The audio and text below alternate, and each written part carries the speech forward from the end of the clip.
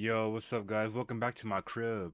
And today we're going to be talking about some very important things today, guys. And I just finished my 60-day journey. Felt like I swear it felt like it was more than 60 days. I'm not gonna lie. I finished this book right here, right? Michelle Williams, The Daily Check-In, a 60-day journey of 10 to finding your strengths, your strengths, faith, and your wholeness. Just finished it. I swear it's been more. I swear it felt like more than 60 days though. But just finished it today, and it was perfect because I wanted to record a video a few days ago, and I was like, you know what? Nah, let me wait until I finish this book because I'm really close. I got 60 days left. I mean, a few days left before I finish it, and then I'll talk about it then. This book has been like a really crucial part for my life because this made me look back at, who I was, like who I am, who I actually am, right? So we want to talk about before we get into depth about that. Well, maybe I should talk about it first because this channel is going to go in a new direction, and I may, the channel's name is going to get changed. Everything's going to get changed, right? There's multiple things I want to be talking about today. That's going to kind of equate. Let me close my door. Let me close my door.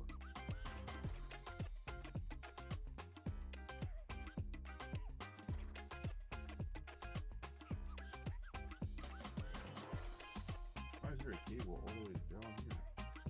Hey, buddy, you kind of asked for this, man. You came and sat right where I was working. Came and sat right where I was working. Like, darn well, you saw me sitting here. That's fine, not gonna complain. So, this book has been a really crucial part for my life.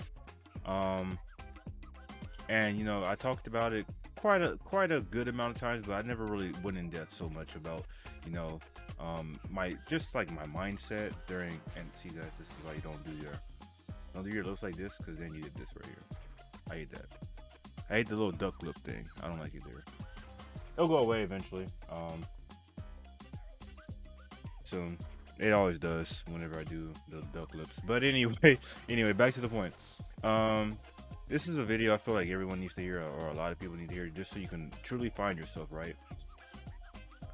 I went through a lot of stuff in my life, especially like I went through a lot as a kid, and a lot of people don't understand like the things that growing up as a kid does to you. Like you may be born as like me. I was born energetic, talkative, probably not sweet, right? Like that kind of had to get drilled into me.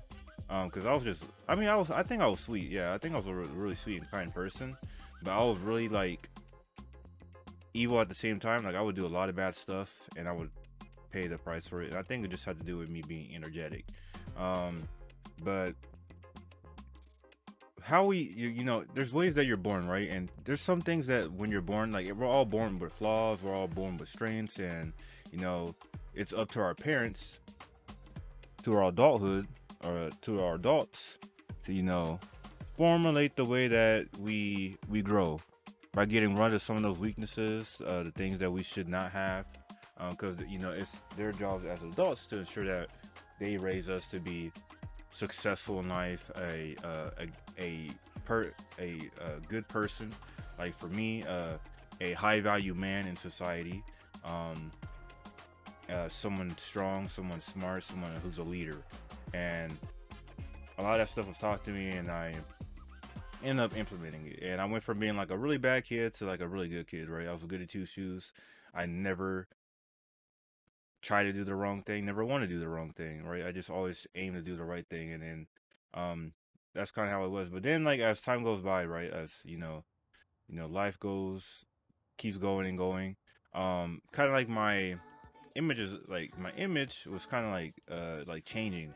It was changing a lot, and it kind of happened during my high school year, especially because there was just so much drama and stuff that went around with that I didn't really want to deal with personally.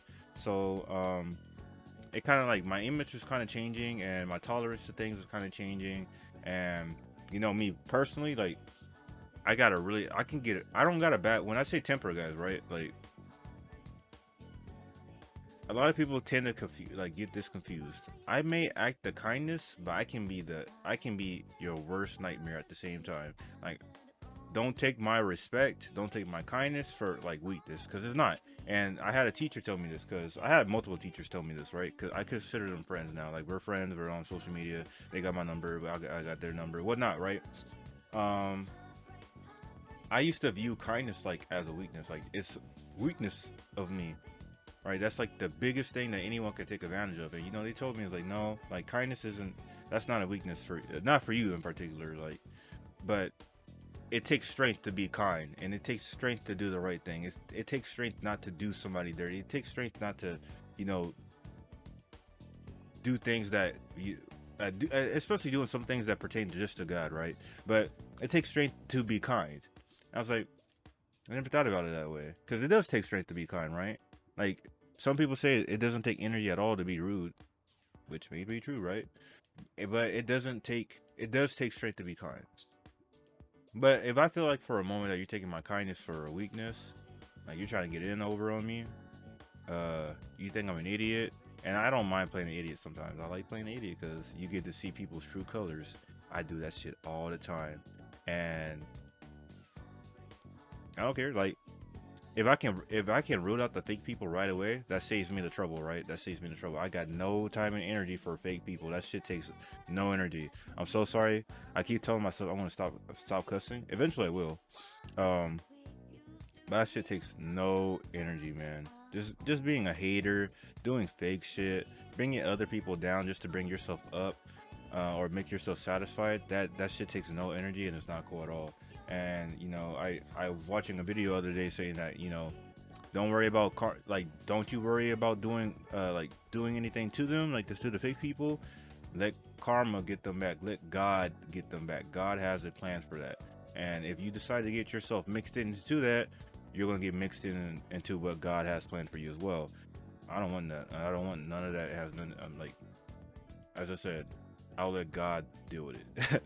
I want to focus on myself. But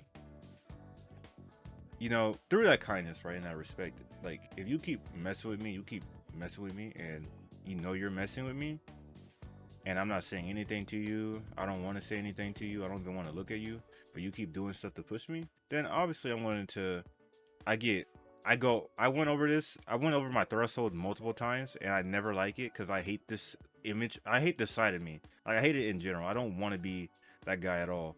But there's been times where people pushed me over that, and I snapped. Like, I just changed, like, emotionally. I just changed, like, my whole image just changes right there. And you see a guy that you don't want to see, and I see a guy that I don't want to be. And it's really the super kind people that, when you push them over like that, it's donezo for you. It's donezo, right? You see a whole different person. And I hate that. I hate to be that guy. I really do. But some people, they really think that they can just say anything and do anything to you. Like, no, man, it's not like that, bro. Get the fuck out of here. Man, I'm really trying to stop cussing. It's not going too well. Sorry, Jada. If you're watching this, I already failed. I think I failed that same day that we agreed that we'll stop cussing. Didn't you fail too? Jada? Yeah, you failed too, I think. But what I want to talk about is this 60-day journey has been really crucial for me. It's helped me find out who I actually am, right? I think in some of my past videos when I was doing like a log like this, I was talking about how like the younger version of myself, right? And I got the design that I'm working on to put on the like t-shirts and like just clothes in general, to sell out to people. Don't forget the reason why you've come this far, right?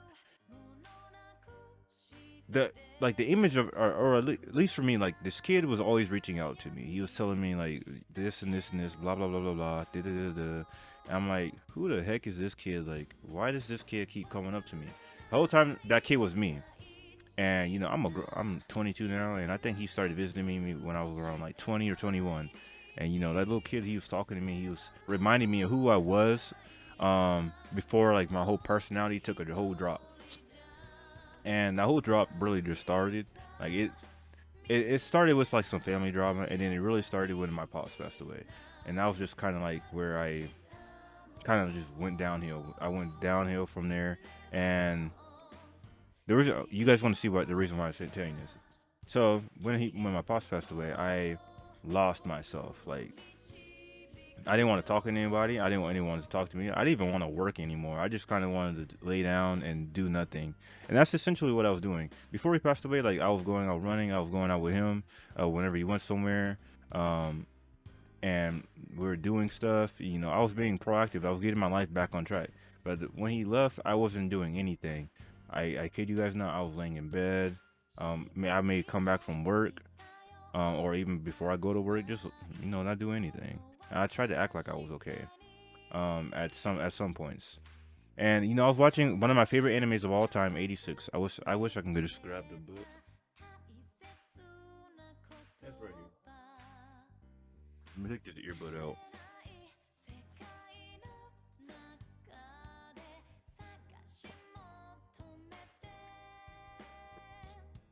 And I just collapsed my books. Great. Anyway, this book right here.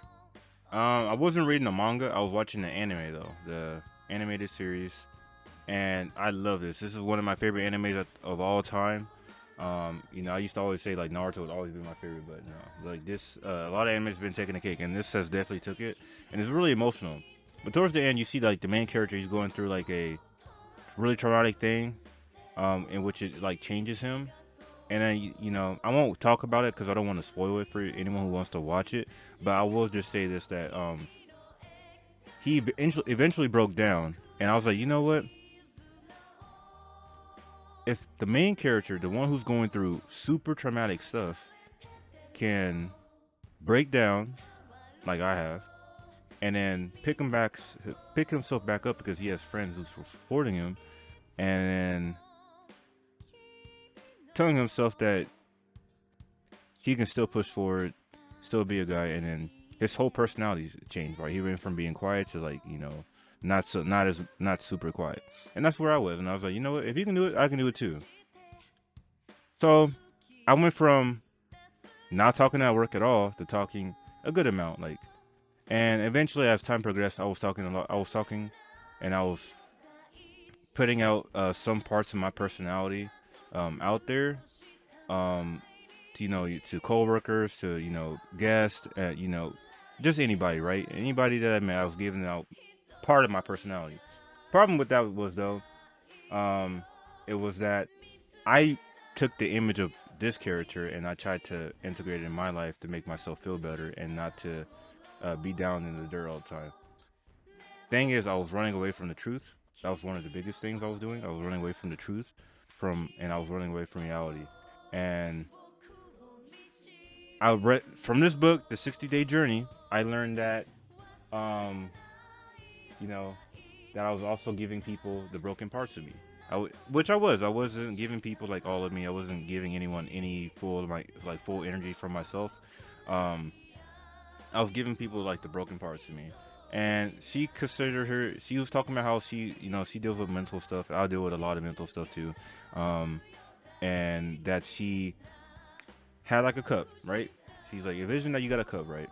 In that cup is what should be, something nice and sweet, like drinks or like a nice drink or something, right? But inside of that cup, you actually got mud. You got maybe sticks, you got bugs, nasty bugs in there, um, fingernails, nasty stuff inside that, like a cup. Who wants a cup like that? Nobody. I know I wouldn't drink a cup like that. But that's what I was doing to people. I was giving them this cup. And my cup had, it had mud, it had sticks, it had scabs, it had scars, it had everything nasty in it, and I was giving it to people. Um, and so at times it may have had like a flower, but the flower is wilting inside of the mud too, right? Um, and I looked at myself as a broken person. I had this girl who was trying to talk to me before. I think it was like multiple girls actually, but one of them kind of really stood out because we had a conversation, right? She was interested in me, and I wasn't interested in myself. So I'm like, I'm not interested in you, so okay.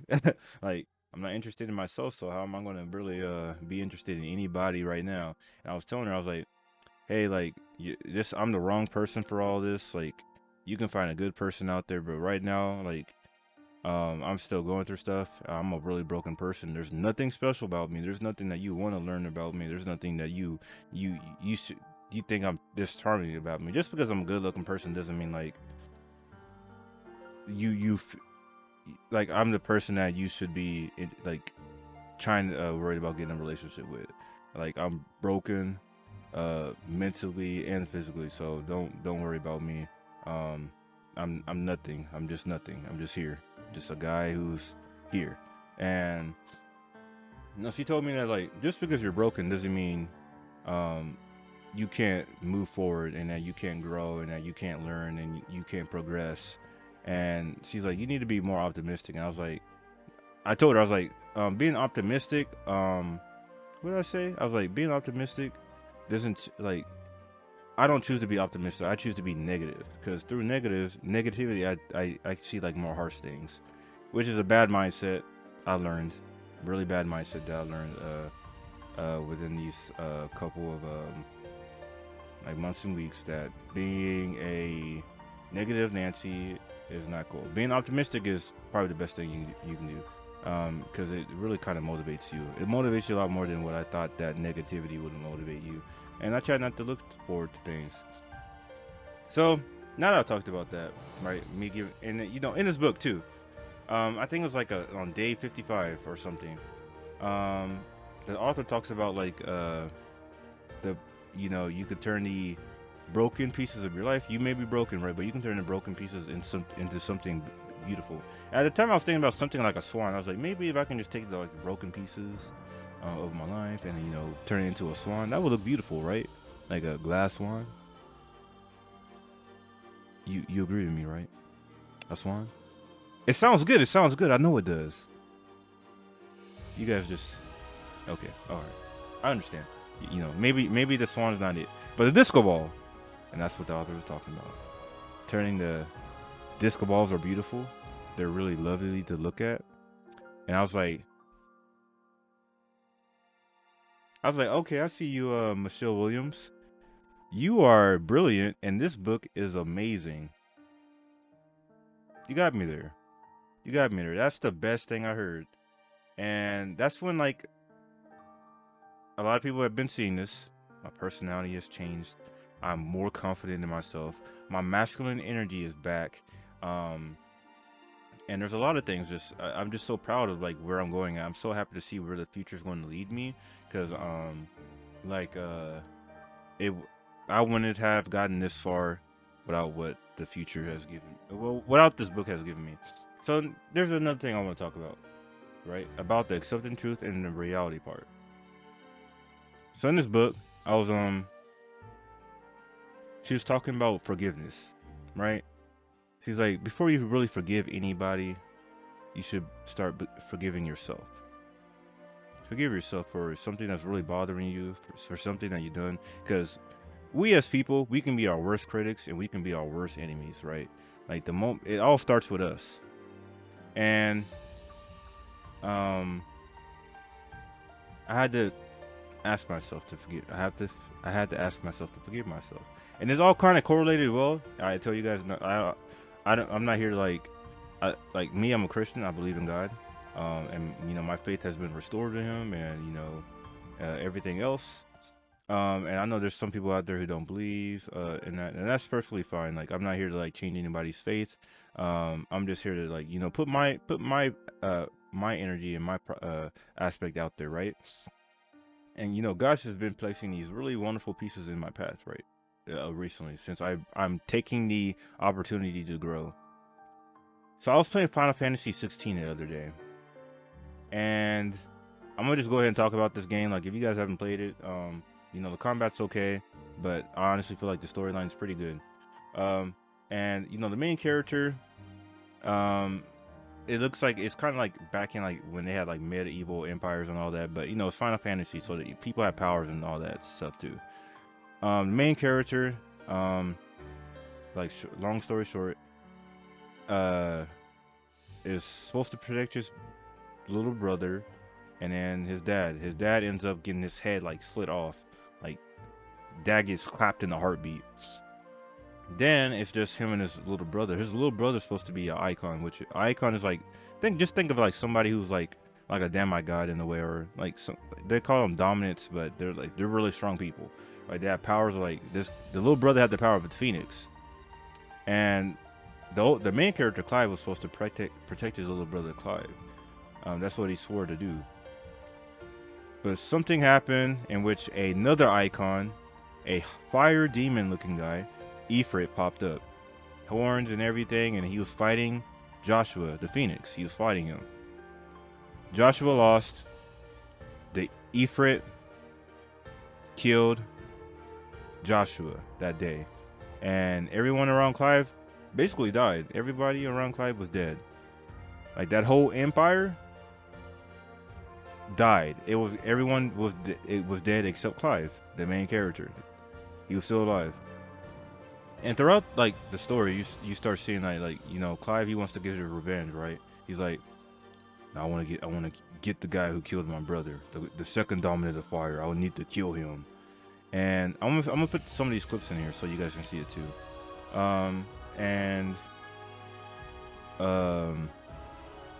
Ended up. Let me see where I can skip forward to. He was just dead set on finding the second dominant fire, right? There's a point in time where there's this hooded figure. He's like, that's him. That has to be him. That's the guy from the day, because he popped up when this all happened. So he chases him. He's following him, and then he's fighting a win icon. He's fighting like the main character Clive. Keep in mind, he's not a dominant at all, or so we think. He has like no dominance power, just like, you know, he can use like fire magic and all that, and fire spells. And he's fighting this big old icon bird, right? Looks like he's winning, but you know, you're a person, you can't kill no icon like that. So he looks like he's winning, but then the icon, you know, just regenerates everything. And then he gets like a voice in his head, and then I think he gets a voice in his head in which he becomes the second dominant of fire, the same thing that killed his brother. And the whole time when I was playing the game, I was speculating like, there's something wrong here. Like Clive, I feel like maybe that's Clive there. Like he has to be the second dominant of fire, and it seems like my intuition was true about it. In which he turned into this Ifrit and was fighting a whole different enemy.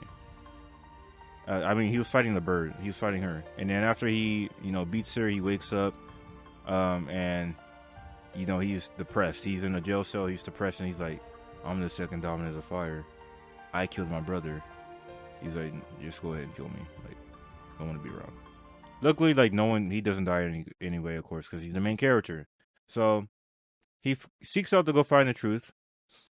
Where the hooded figure guy went. So they go him, and then, you know, Jill joins at this point, and I won't talk about Jill, but they go searching like a ruins where Joshua was supposed to be appointed the icon of fire for the Phoenix.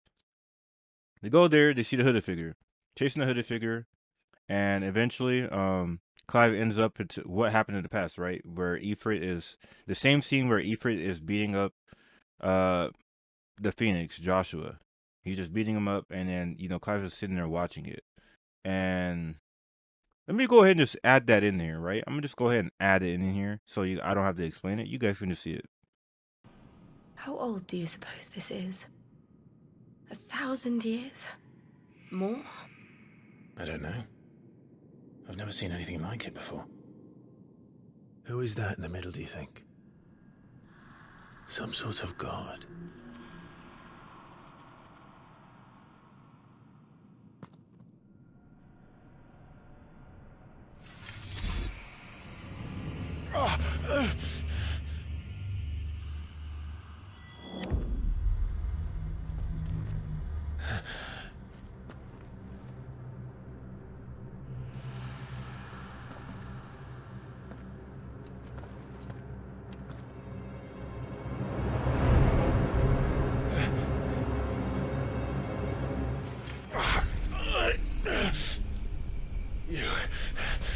You're him. The second dominant of fire. Who are you?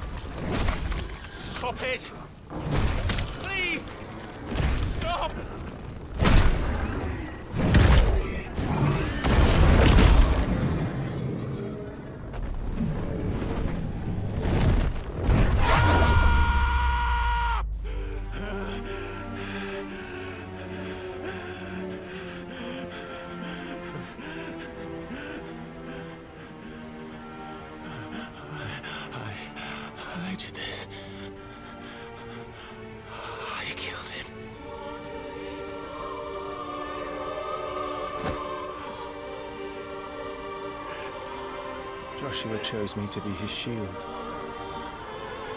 He gave me his blessing and asked me to keep him safe. I should have protected him that day. It was my duty. Clive.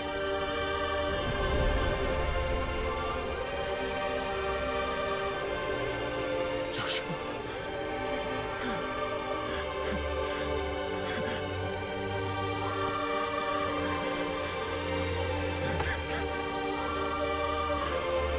I'm sorry.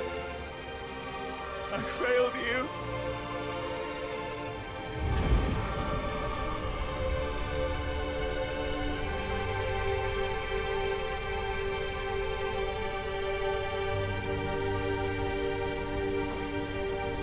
Joshua died. I killed him. And I blamed another for what I did, to spare myself the guilt. I feared that by accepting it, I would lose what little was left of me. So I ran from everything. And now? Are you ready to accept the truth? I am. I know it won't be easy, but it's what I must do. So that Joshua's soul can finally rest in peace.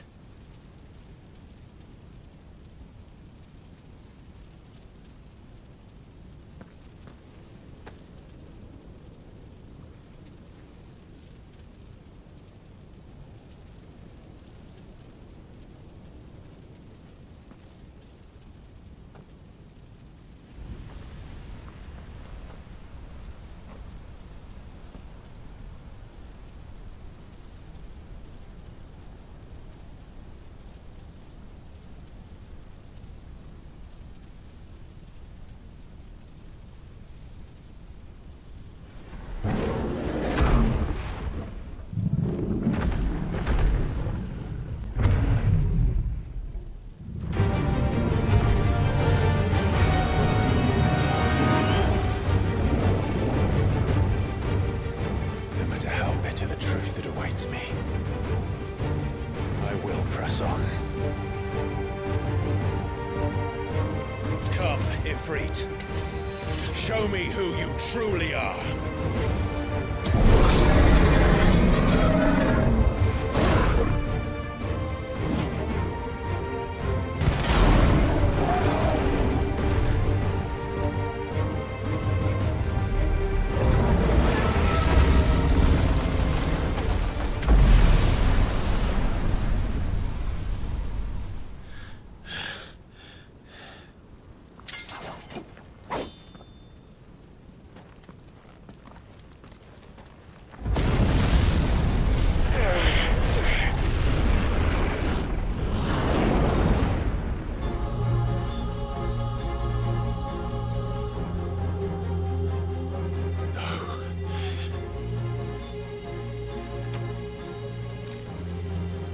Still you deny it.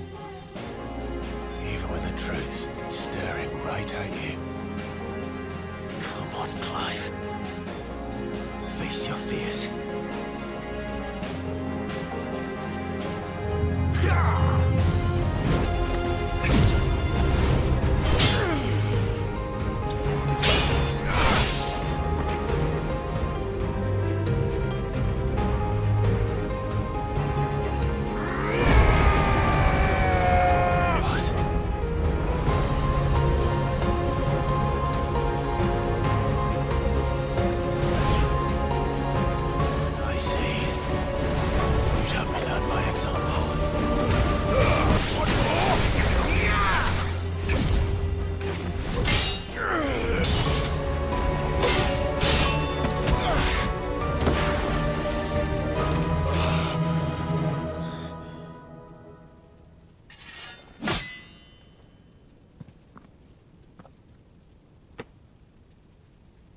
No escape, eh?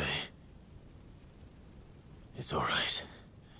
I'm done running from you.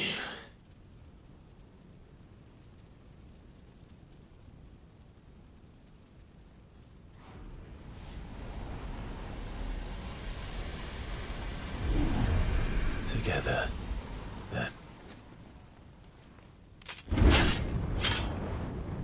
It's time to find out who we are, once and for all.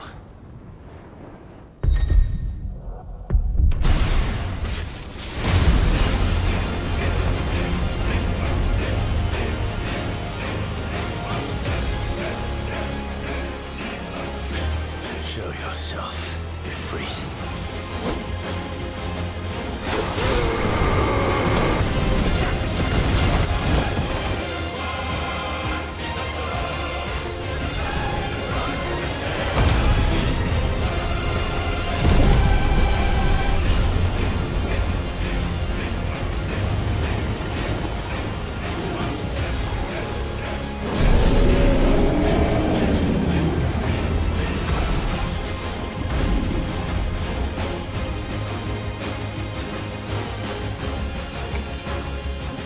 Enough. I know the truth of it now. You are not afraid. I am.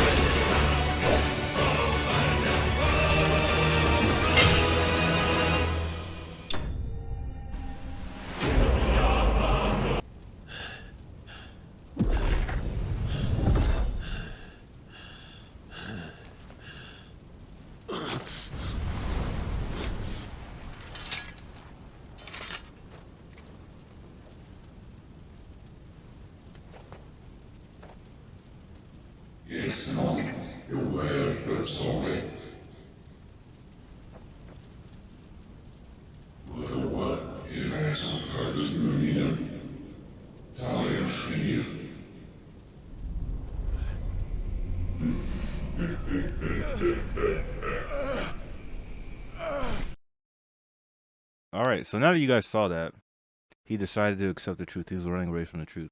And it made me realize and think about it a lot, especially when I was reading the 60-Day Journey book, or check-in book, that I was running away from the truth.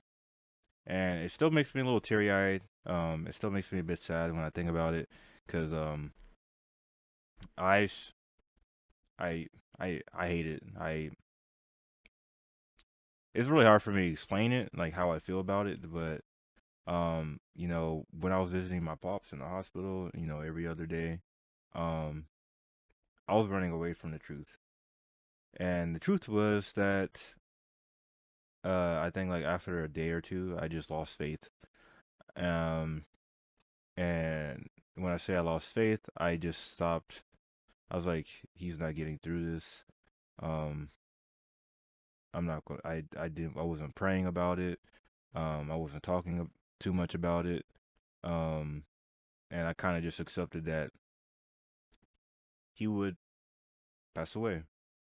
And I thought that if I tried to fake that I was okay, tried to fake that running away from this situation, this scenario, uh, was good, and putting the blame on something else, like initially I put the blame on God, was okay, and that I would, you know, like at least a little small part of me would feel sane, would feel good, or you know, would still, you know, keep me alive, even though there's been times where like I really just really stooped down.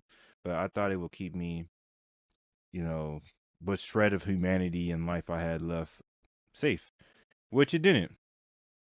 It wasn't healing me. It wasn't storing. It was just there. Like I was running away from it the whole time. And you know, if you run away from the truth, if you don't accept the truth, if you don't accept what happened, then eventually, like, there's going to come a time where you gotta accept it. And if you don't, then something's normally, like, nothing good happens. Nothing good comes out of it, right? And that's what today's video is mainly like, me portraying, like, guys, like, there's going to be really hard times in our lives where we lose faith, we lose hope. Um, but don't run away from the truth. You got to accept it at some point in life, because you can't give people the broken parts of you. No one's going to like it. No one's going to want to stick around with you. No one's going to want to be around you. No one wants to deal with that. And you know, I you know, every friend I've been talking to, I apologize. I told them, like, sorry, man. Like, I haven't been giving you, like, my full energy. I haven't given you my full potential, and I haven't given you my real personality until now. I've given you guys, and like I tell everyone, if you met me before my pops passed away, you were getting, like, not my peak energy, but you were getting, like, the rising energy from me, like the best energy that you could ever get. But people who met me after that, didn't matter who you were, right? Didn't matter if you were a girl I was talking to, a girl I was dating, did not matter. Um, I was still kind of holding back and giving you guys out this broken personality. And a lot of people, the people who met me before this all happened, they knew it. They kind of realized, like, a whole change in me. Um, and I just decided to try to act like I was okay. And then when I watched 86 and then this happened, I thought that I would build better, but again, I was still running away from truth. And that really affects it really was affecting me, I would say that. And now I'm accepting the truth that, you know, I lost faith, and, you know, now I got to conquer my own inner demons, which I've been conquering. And I still got to conquer some more, but I just want to let you guys know, wherever you guys are going through, whatever you guys are doing, I'm gonna be there for you guys. But I want to inspire you to, you know, to check in with yourself. Get this book, guys. I'm not joking. Get this book. It's really helpful. It really helps you see who you are, and it really helps motivate you, and like, gives you strength to, you know, continue pushing on in life, finding out who you are as a person. And it's helped me out a lot, and I think I'm really at, like, my peak right now. I haven't felt ba- this good in years to come. Um, and there's still a lot of things you know, that I have to deal with and trying to fix, like, um, every now and then I've been getting a lot of headaches lately. So I got to make sure my, you know, my physical health is good, and, you know, I got to get eventually I will be going to Santa Clarita and back once I get a car I'm kind of satisfied with, to making those long range trips. Especially when I got to start going to LA and, you know, and back too. So a lot of this stuff is going to really be really beneficial to me. But mental health is definitely one of them I want to work on, because I know my mental health has gotten a lot better since I've done this journey, and focusing on myself and healing myself. But I know, like, me talking to a therapist is also going to is probably going to fix this, so I can make sure my mental health is definitely good, and if I need to take medications, because I've been diagnosed with high depression and high anxiety, um, for, like, really high levels of it. And I was supposed to talk to a therapist, and, like, a while ago, like, years ago, I think like 2 years ago, I think. And yeah, never did it. Never did it. Didn't want to really talk to anybody. I just wanted to lay in bed all day and do nothing, which is not good. And, you know, my hair, I'm on a hair journey right now. I'm on a physical body journey right now. I'm getting back in athletics and sports, and, you know, working out, getting fit, trying to take care of these skinny wrists. I'm eating a lot healthier now, eating healthy food, eating food to help me, you know, get physically fit, and, you know, whatnot. And I'm also working on my physical appearance. My physical appearance has always been pretty good. Like, you know, I get compliments all the time. I'm not here to brag or anything, but I get compliments all the time whenever I'm out. You know, it's funny, like, it's like last what I want to talk about, like, my interactions with work, because I get a lot of people who kind of flirt with me at work, and it's like, thank you, like, but I'm not really looking for a relationship or anything right now. Um, I'm just want to, you know, heal. But, you know, it was like last week or something. I was at Walmart getting some dog food, and getting some grits because I was getting some butter grits because my pops got those before, and I was like, I need to find out where those are. So I was at Walmart the other day, and I got them.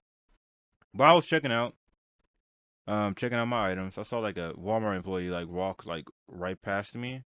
And nothing like I didn't need her help or anything. I was just doing my own thing, and I go back to scanning because I'm a barely observant person. So she walks by, and then the lady beside me like off to the left because I how am I gonna do this? At Walmart, like there's like two sides for self checkout, right? You got this side and you got this side. I was on this side and the lady was on this side. So I'm over here just doing this. She's like, "Excuse me." I was like, "Okay." She's calling for the Target employee, and she kept saying it. She's like, "Excuse me," and I was like, "Dang, is anyone gonna help this lady out?" And then she said, "Excuse me" again. So when she said "excuse me," I was like, "Damn, I'm gonna see if she's like gonna get her help or not." So I looked. I turned to my left and I look, and then the lady's staring right at me, and I was like, "Oh, hey, how's it going?" Well, I didn't say anything. I would looked at her. She's like, "I'm so sorry about, I'm so sorry, but you were really gorgeous. I just wanted to let you know that." I was like, "Oh, thank you." Like that stuff really makes my day. It makes me feel like it really makes my confidence go up a lot harder than it's been. And I'm gonna see what I can do about my hairline. Because I always had like a really shaped head, but after the car accident, like you guys see this right here. This is a scar, and the scar kind of goes like right up in here.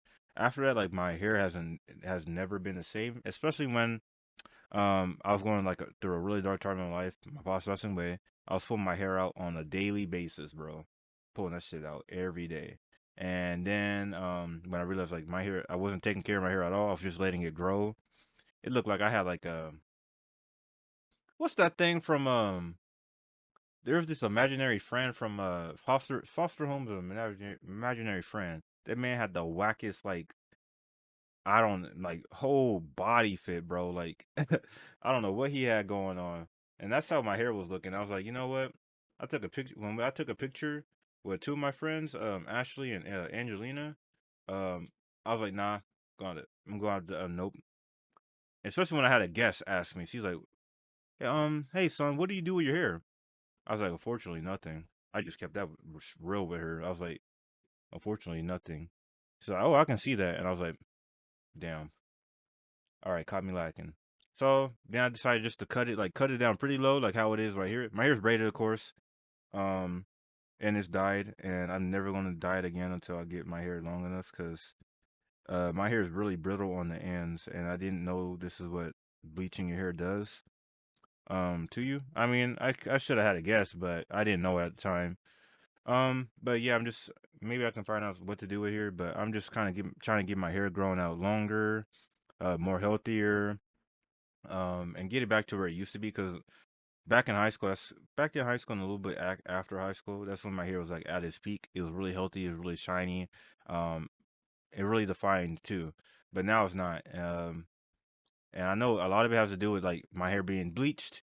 It's damaged, so like a lot. I realized like a lot of the products is reaching like my roots, like the hair that's black, but it's not reaching the hair that's kind of like blonde. And you guys can't really see too much of it, but yeah, the hair that's I said blonde.